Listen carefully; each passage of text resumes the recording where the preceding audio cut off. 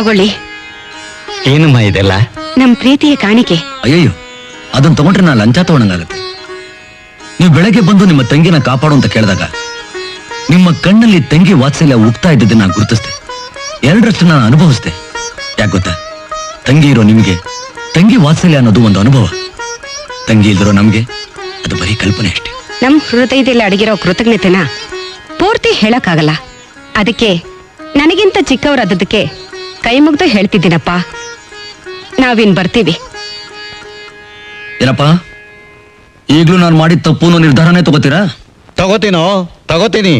ನಿರ್ಧಾರ ಅಲ್ಲ, ನನ್ನ ಮನಸ್ಕಾಗಿರೋ ಸಂತೋಷ ವ್ಯಕ್ತಪಡಿಸೋದಕ್ಕೆ ಇದನ್ನು ತಗೋತೀನಿ.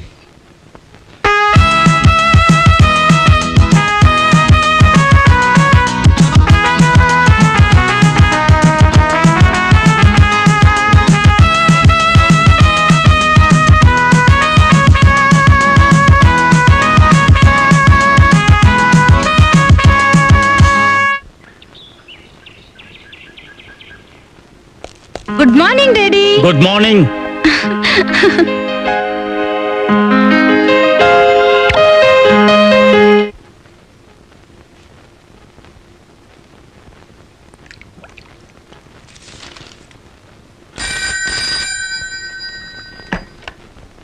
Hello, good morning.